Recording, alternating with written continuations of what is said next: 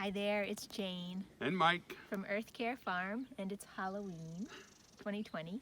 It's a beautiful full moon actually today. Oh wow, trick or treat. I know, and a Saturday Halloween, but we're in a pandemic, so it's a different kind of year. Good year to work in the garden.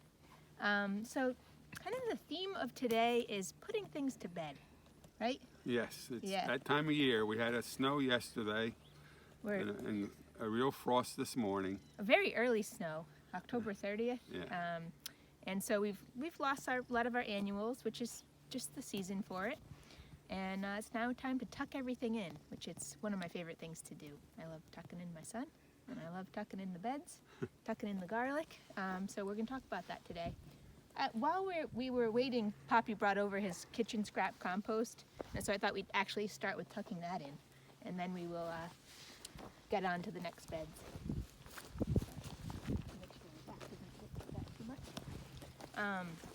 What I have here is a wheelbarrow full of Brown's material, carbon material. My husband is a carpenter, so we've got some beautiful sawdust. There's some leaves and wood chips kind of mixed in here. You can use whatever is available to you in your area. And let me move this out of the way so you can see better. We have, Poppy just dumped the kitchen scraps here. You'll see we've got, this is like a sign of what we've been eating lately. Flowers out of dahlias from the garden, pumpkins. Grammy's making pumpkin pie today. From pumpkin. Yeah, a little bit of soiled paper towel, clam shells. What do we have? Onions, and I don't know. Whatever you're eating can end up in that food pile. If it comes from the earth, it can go back to the earth. And then we are going to just cover it up. And this is important. Many people just put their food scraps in a compost bin or tumbler, and that's going to putrefy when you do that. I mean, it's all right, except that's when you're going to have a little odors and maybe invite some critters. And that's not really composting. That's just, Yeah. I don't know, Recycling. rotting kind of. Yeah. It Yeah. recycles a It's little. still good, but not as good as making something for your garden. All right, so this is pretty simple. And then when it's time to bring out the next batch of food scraps, I'm just gonna make a little nest in here.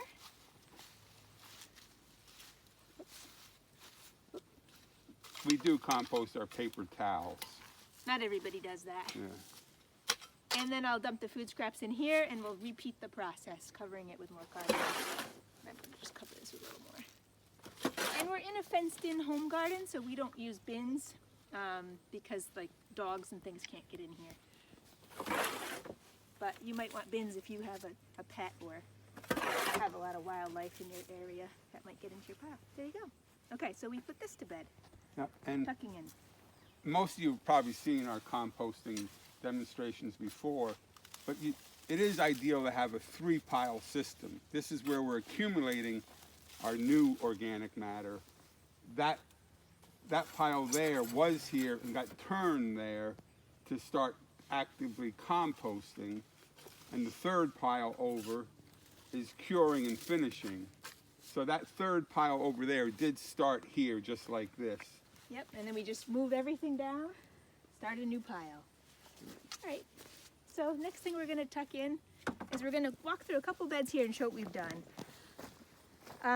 The new rule of thumb, it's kind of changed over the last 10 years. It used to be at the end of the season, you cut everything down, took all the annuals out, maybe topped with a little compost, and left it like that for the winter. And that's what I did for decades, and now there's improvements from that system. Yeah, so we're learning, we just want to keep building that soil. So actually a great thing to do is leave your annuals, as long as they weren't really diseased or full of, pest insects. We leave them. I kind of mulch around. I added, this is straw. Another bed I added leaf. And then this will, because our soil is so alive, by springtime this will have just kind of almost like melted into the soil and added more of the whatever's in here. This is calendula, so I imagine there's some really amazing nutrients in there that will go back into the ground. So some people don't like the look, they think it looks a little messy, but when you think of that life building, plus it's pretty darn easy. Just leave it. And the important thing Jane said, you know, if you have your own leaf or brown material, you don't need to buy straw. But when she mentioned the straw, if you don't have your own material to mulch with, you definitely want to buy straw and not hay. Good point. Because a lot of people look at that and think it's hay, but hay has its seed heads on it, and you're going to wind up with grass and weeds growing in your garden. With straw, they've kind of harvested the seed head, and if an occasional seed head is left, it's not a big deal. It's easy to... Straw, not hay. Straw, not hay. I'll show you in this bed. This is actually a perennial flower we're just leafing up. There was some annuals there. I just mulched over it. This is peppers. Some of them were taken out, but we've left these smaller ones that are just going to end up kind of melting back into the ground. And then we've added leaf. This is leaf. It kind of blends in with the color, but this is just leaf.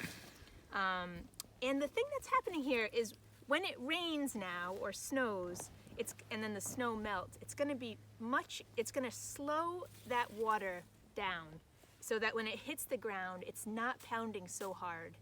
The soil is really like a skin of the earth, and inside that skin is just all this wonderful life that we want to protect. So this is kind of like putting on some long johns, protecting that skin, and little. A good way to state it. And these peppers didn't look like this yesterday. Yeah. There was a severe frost last night. We've had a couple mild frosts because we're in a low here, so we're subject to early frost. But it was a severe frost last night, and that's why they look like that. And some of my customers just don't like the look of this, and they just want us to take them out. That's fine. If you're like that and you just can't stand the look, just cut it off and leave the root in there. That'll still help with that water being able to go in there nicely. And then there's still that nice root hairs in there that are going to break down for the life to eat. So that's and then we're going to go through each bed, not today, but through the next couple weeks, and do this to each bed. Cover it with either straw or leaf, compost, all of the above. That's kind of the best thing to do. And when you're covering, remember, just walk in the aisle. Don't step in the bed. You don't want to ever step in your bed. Stay in your aisles. And the more you're building up your beds, the easier that is. You really see your bed, and you kind of just don't want to step in it. It's like you don't want to jump on your bed in your house. And we use wood chips in our pathways just to help keep weeds down, but another benefit of the wood chips is that they just bring in a lot of fungal elements, really good, that mycelium life. I'm going to show you some actually when we're getting ready to tuck our garlic in. So let's go over to the garlic. Over here. I always do this, I skip around. We are going to talk about garlic, but we're walking past, we dug sweet potatoes, like we showed you that the last video, and later we dug more. And one of these, look at what came out of the bed. It's the size of a football. This is a normal size sweet potato, and then this is our Earth Care Farm craziness, organic soil sweet potato. It's always all about the soil. We're going to bring this in next week to a 3rd grade class, and the whole class will get to eat it. So that's really cool, but just wanted to show that. So garlic is one of my favorites, and what I have here, if you've already planted your garlic, that's great. We plant ours from Halloween until Thanksgiving. It takes us about that long to get it all in. Sometimes I soak my seed. If you haven't soaked your seed, it's not the end of the world, but I do like to soak my seed in a diluted vinegar mix with a little bit of kelp meal. And the reason I do that is just if there were any pests on that garlic, any mites or pest nematodes, this would kill them. It's a little too acidic, so it kills them. And I'm going to show you. I'm going to show you how I do that. Yeah. So I use apple cider vinegar, and this is a little bit of kelp meal, just to give it a little bit of boost. You don't have to do this, but this is from Maine. It's a really nice kelp meal. And I don't really measure, that's probably about a tablespoon. I'm gonna do apple cider vinegar, 1 part, which this is about a 1/4 cup, and then 10 parts water. So it's really diluted. So it's a little more than 2 cups. And this garlic Jayne's been saving for probably 20 years or so. This is 21 years this year. It's wild. All right, and we have beautiful, beautiful garlic. So what you're gonna wanna do, You always save your biggest heads. yeah, your biggest heads, which for us, our cloves have gotten so big. I'm gonna take my gloves off for this part. Our cloves have gotten so beautiful and so large. I mean, usually for a recipe it will say 1 or 2 cloves, and you kind of have to reassess what that means when you have garlic balls this big. But I'm gonna soak, so this is what you wanna do. You wanna break up your garlic head and soak it. And ideally you're soaking it for a couple hours up to 24 hours. Sometimes I like to just do it overnight. I couldn't find a recipe online today. I wanted to double check my recipe versus others. Everyone else seems to use like vodka or some type of alcohol, and I don't know, the apple cider vinegar feels healthier to me. Feels a little less harsh, but that probably works as well. And if she had the alcohol, I would drink it. So we'll mix that up. Probably drink the apple cider vinegar too, which is much healthier for you.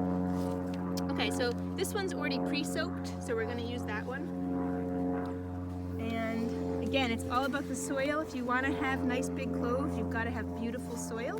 And this soaking is ideal. There's been times when we've planted garlic without the soaking. Yeah, we have, and we've always gotten good garlic, but sometimes it's even better. All right, so ideally you're topping with a little compost, or I'm using our raised bed mix. And I want to thank everybody. We actually sold out of compost, which has never really happened before. We still have some raised bed mix. We have compost in bags, but we do have raised bed mix in bulk. But if you want to get some compost bags, we have that. And the thickness that you top dress with is all depending on your quality of your existing soil. If you have great soil, you can just put a little coating on, like 1/2 inch or so. But if you have poor soil, you can really put it to it 3 or 4 inches. Then we make our bed. I love making a bed. I'm just going to do this little tiny section so I don't bore you.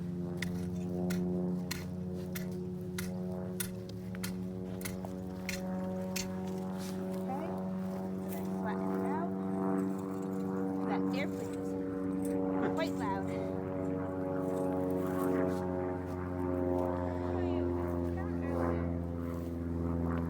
This is what I mean about the wood chips. And a little element of the side wood chips are going to end up in your bed. But I don't know if you notice these white hairs. Let me try to get my glove off. These little white hairs, that's mycelium. And that's a wonderful, that's kind of like they're not roots, but they're root-like hairs of a fungus or a mushroom. They add a wonderful element of higher life to your soil. How's that going? Good. Got it in there. So we'll kind of leave that there. We added our raised bed mix in. This does not take a lot of tools. If you have a rake, you really can do a lot. I use the end of my rake to make a nice line down the middle.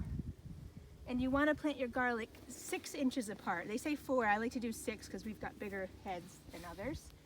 And it happens that I've just gotten really used to it, but my fist is 6 inches.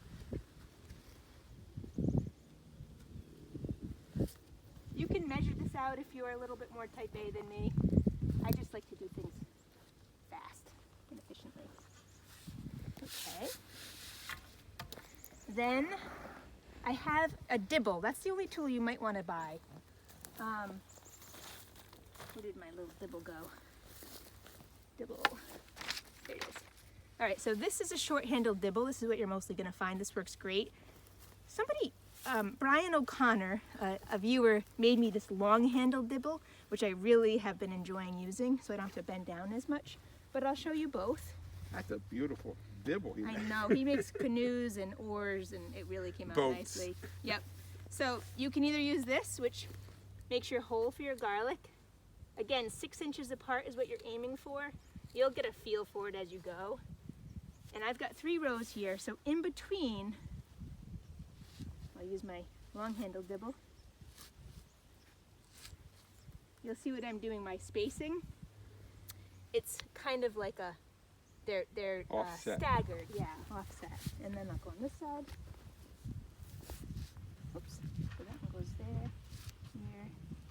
lining this up with this third row, so every other one is lined up. And then this nice soaked seed. Yeah, over there. Is it easy to see? Should I come this side? Incoming leaf. Yep. Which is wonderful. We could put that on in the compost or on the garden or the fields. All right, so I'm just going to quickly put these in. And the rule of thumb is you want to plant them twice as deep as they are big. So that's about 3 inches. I'm just going to do this little section.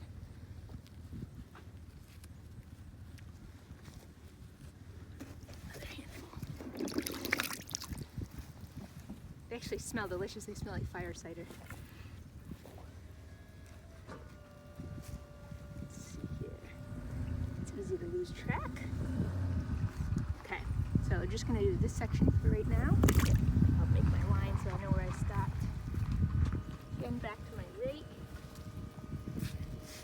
And the gentle cover. Tucking them in. They're going to be pretty much sleeping all winter, but you want to get them in so they have the whole winter to freeze and thaw and freeze and thaw and get all the winter energy into them. Okay. So then you have your section planted. We'll tuck them in even more with your leaves or your straw, not hay. And you want to, insulating happens when there's air in between, so I like to really fluff this up. Nice and insulated. So that is garlic planting. The last thing I want to talk about, and then you're welcome to talk, while you still remember what was in your garden, it's worth making a little map and writing in here what you had in these beds this year. This winter, I want to talk to you guys about planning it for this coming year, for the 2021 spring season. But it will be helpful if you know what was in your garden this year. So you can rotate next year? Rotate next year, yeah. So that's actually great. This was sugar snap peas in here last year, in June, this year, June.